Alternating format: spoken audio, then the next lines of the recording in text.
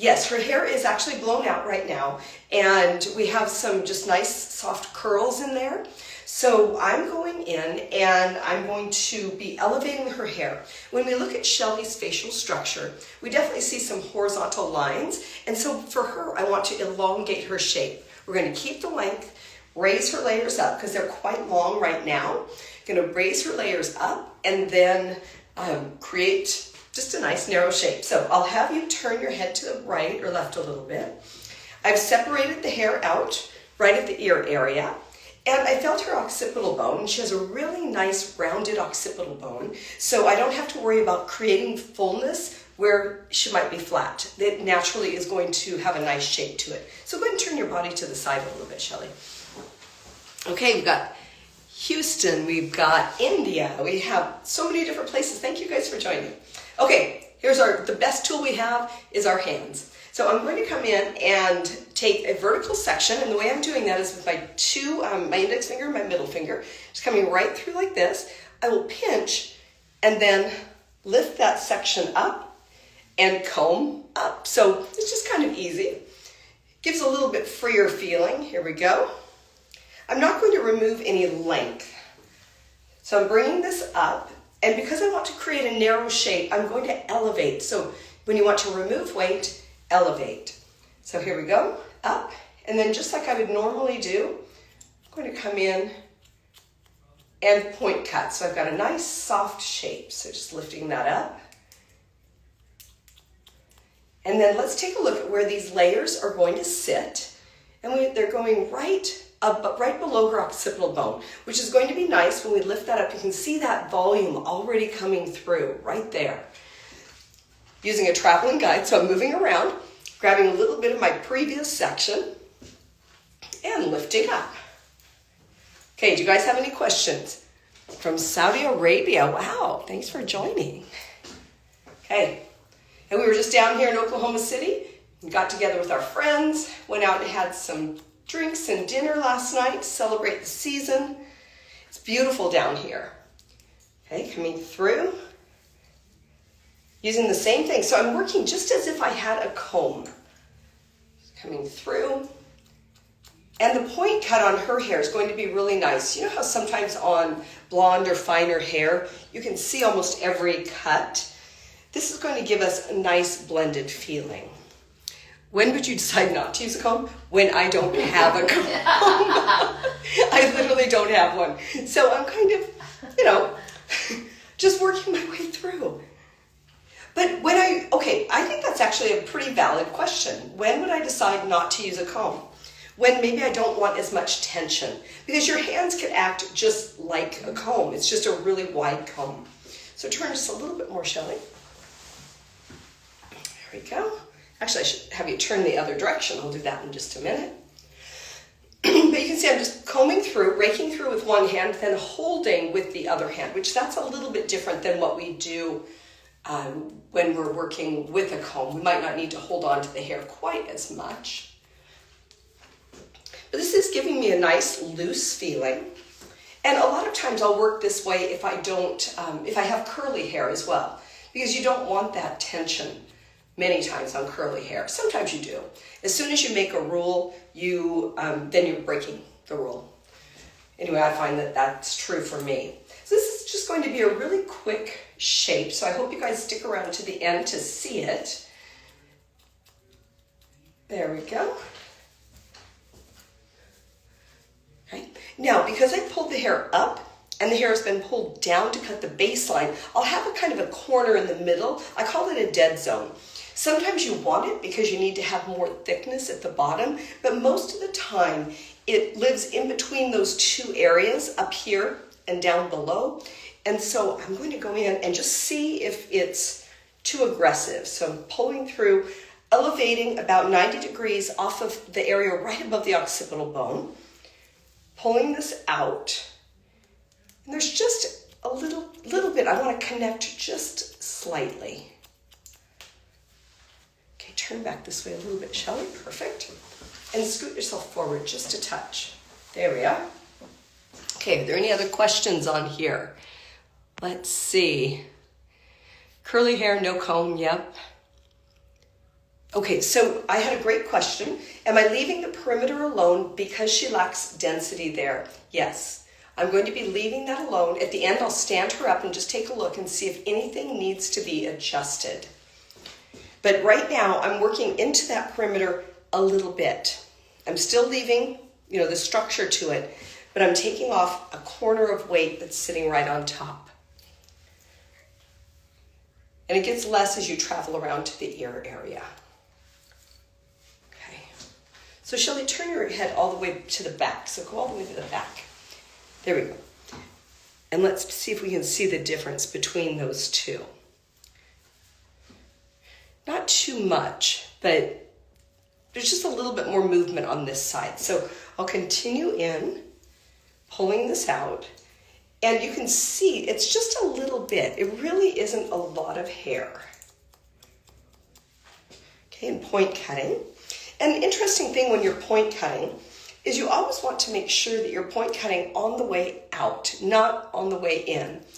And that helps protect your fingers. I don't know if you've ever cut yourself point cutting. I certainly have. Okay. Okay, there we go. Gina says she loves it. Thank you, Gina. Appreciate it. Okay, so let's go ahead and turn around to the front for me, Shelley. Okay, so her layers are now in the back. Oops, there's one from the front. They're sitting right above, kind of right at the cheekbone area as far as the visual from the front. So that's going to allow us to get a nice amount of fullness in through that front area. I'm going to travel forward. I was going to use vertical sections, but I'm going to change my mind, and I'll tell you why. I'm going to go into diagonal back sections here. And the reason for that is diagonal back sections will tend to protect the hairline. When you're working with vertical sections, it's very easy to cut into the recession area. So I'll change my partings from vertical to diagonal back, and then I'm going to over direct back. This also protects around the front. Many times, I don't know if you guys have seen it, where we're getting a lot of receding hairlines right now. I don't know if it had to do with COVID or whatever, but if you layer all the way into that, you'll create a hole around the front of the hairline. If you over direct back, you'll leave some fullness or bulk in the front, then you can carve out the front and you won't have that hole. I'll use the ear as my stationary guide. So my approach is pretty much consistent with what I would do anytime. I just didn't have a comb, so I'm not using a comb. Which I'm kind of liking, kind of fun. Okay, there's my guide. Still working to that increase in length to protect my baseline. There's my one section, my next. Keeping all of this hair in my hand because I'm going to use a stationary guide. Stationary guide means I'm pulling everything to one spot. So pulling this hair back, very loosely connect. Not everything has to connect in a haircut. If it visually connects, that's what you need. Okay, you can see the recession area there. There probably won't be much to remove, maybe a couple of hairs. Okay, then when this falls back down, my layering pattern will sit slightly higher in the back and travel forward, so I'll maintain my length around the front. So Shelley, let's go to the other side. Turn a little bit right there, perfect. I still have this crazy cold, you guys. I've had it forever. Okay, which is better, to cut hair, wet or dry? I think it's how you can see the hair. On Shelley's hair, even if I had a comb, I would probably cut her hair wet because density disappears when you're working with wet hair. And I wouldn't be able to tell actually the density of her hair nearly as well as I can right now. So to me, it all depends. That's going to be a lot coming off right there. Nice. That's going to give us some nice fullness. When you're working with fine hair, I think a lot of times it works really well to cut the hair dry. You just can see it a lot better. So I usually go with, I know it doesn't make it any easier for you to have a rule, but I go with how my gut feels. And on this, it definitely was, I want to do this dry. Now, Shelley wears her hair curly. How much of the time, Shelley? would you say? Is it 50, 90?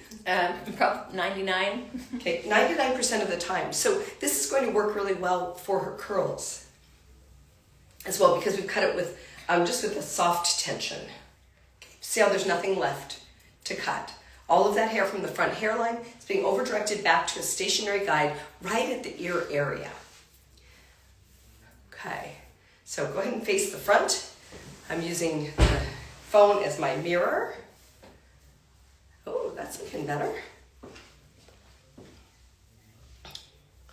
Okay, so I'm going to have you stand up for me. Let's get rid of the chair. Oh. Do you guys like my shirt? Isn't that cute? My friend Zoe does these. Spokane is where I live, Spokane, Washington, and so we call it the can. It's called Spokane. So. Oh, that's so cute. Isn't that cute? God. Okay. You I don't was want the wondering towel what that meant hair all all day. over you. That's all right. You're gonna get hair all over you. You don't care? I don't care. Okay. Around the hairline, you look great. Okay, turn towards me. She looks great. Okay. When I'm working around the hairline, what I like to do is have the head tipped forward just slightly, because then the hair hangs free and you can kind of see what's happening. So tip your head forward, Shelley. We determined that we wanted to keep most of the length around the face, but I wanted to have a touch more connection between the top and the bottom. So between this piece right here and this piece, but I don't want to get rid of the corner in front. We don't have a lot of hair creating that corner. It's all coming from this small space right there. Are you feel like you're wobbling at all? You're good? No, okay. I'm good. Okay, head forward. Okay, what I want to do is I want to take this, separate it out, make sure I still have some of my corner. This is key, you guys, to making sure that people feel like they still have their long hair in front, because the hair in front of the ears is what falls in front of the shoulders. So we have that right there. Okay, so that's my line. Then here's my shorter piece, and I want to connect. I want this to be in between those two, so we have a little bit more of a flow as it falls forward. So I'm going to stand behind, so I can do a little bit of just a carving technique, and I'm just coming and peeling a little bit of that hair off, short to long, short to long. So I didn't just come in and snap it right off. Just doing that. So I have one that's in the middle. And take a look at the difference that makes between the two sides. This side blends down, and this side doesn't have that connection. Okay. So we're going to do the same thing. Turn to the side, Shelley. So we have this, I call it a pattern piece. We have this pattern piece right here, the hair that falls in front of the shoulder. And that's the hair that I'm splitting. Just kind of seeing where it wants to split. Making sure I still have my corner. Might leave a little bit more. There we go, right there. I'm in a bathroom in Oklahoma City. This light is lovely. It's wonderful. Okay, then doing the same thing. Those little short to long, just peeling right across the top.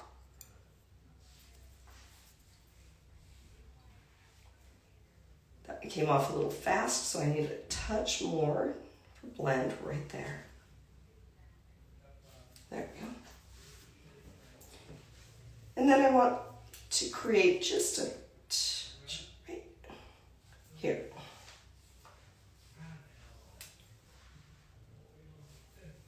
I get quiet when I'm doing this area because it's so important. Okay. Now, let's take a look at the back. I want a little bit more connection right here. Remember, this is kind of that corner area I was talking about. Okay. What else was there? What other questions is there? Okay, people are loving it. Thank you. Okay, perimeter, the comb. Okay, perfect. Okay, so this area right here, I'm going to get underneath my layers. Shelley, do you want to be my human clip? Sure. I'm going to hold that. Okay. No comb, no clips. Okay, let's turn to the side just a touch and scoot forward just a little bit. There we go. Okay. Now you can see that all of this hair is almost one length. We need that for the density at the bottom, but I want to add a little texture. come across this area and just do that same motion that I was doing right around the front. So it's that little bit of hair that will make a big difference. So just coming right across that top.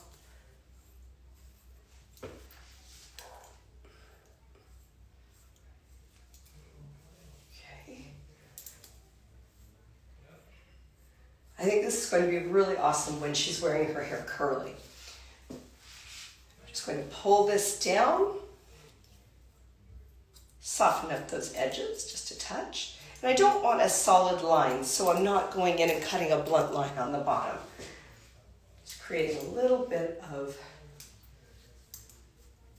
texture.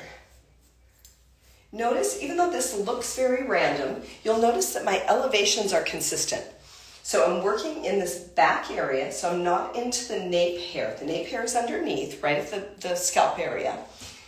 What I'm working on is a pattern piece that is the back. And my elevation has been consistent at 45 degrees. Remember what I said at the beginning, if you want to remove weight, elevate. I want to remove a little, but not a lot. So just creating that texture, and you can see I'm pulling the hair, it's all from right here. If you know where you're at on the head, and you know what the fabric is doing, then you have the opportunity to change things. Okay, go ahead and drop that, shall we? Okay, now we have much more of a blend from the top to the bottom, whereas when we started, we had just a lot of, what do I want to say? There we go. We had a lot of layers here, but it looked almost one length. Okay. Oh, I'm glad you like that, Samuel. Thank you. Okay. So visually, just checking it out again, seeing if there's anything that needs to be adjusted. So I like what Samuel just said, because blending is a combination of technical and visual. And it needs to technically be sound, but visually you can blend and you can do different things visually as long as you have your technique and your technical haircut in there. Okay, Shelly, let's bring the chair back over. We're almost done. Thank you. Scoot you just a touch closer. There you go. Okay. So going through, lifting this up, and I can feel just one little piece somewhere. There it is. Okay, even this is technical, so turn your head to the side, Shelly. I'm not just picking it up and whacking things off. Remember I had that stationary guide right at the ear area?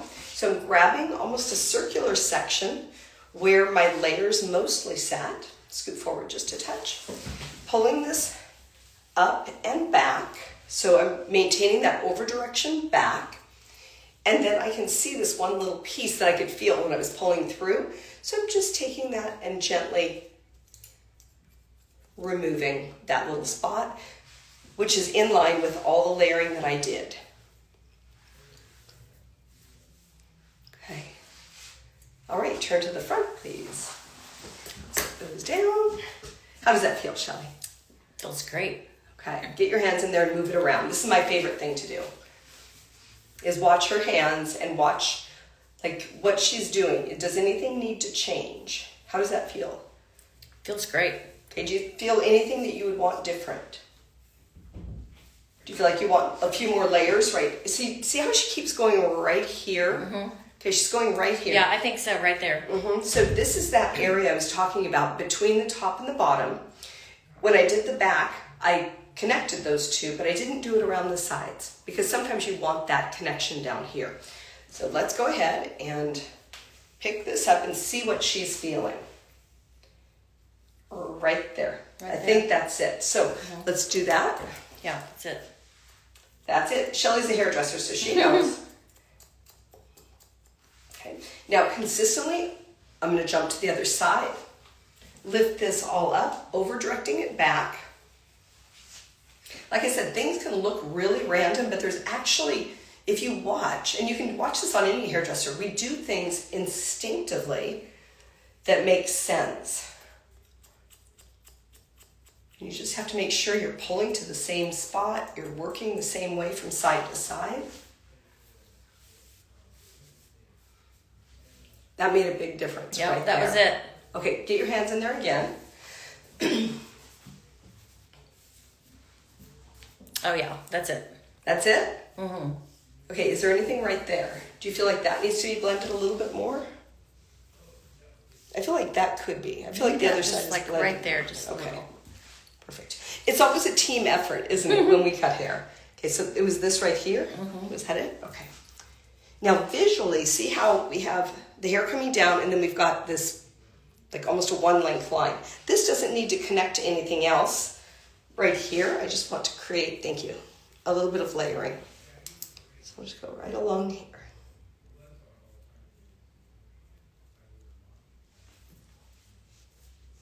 Okay, drop that back down. See if it needs more. We can always take more off. Go ahead and play around with it, shall we? Yeah, that was it. Okay. Yeah, and see how that looks a little bit different? Yeah.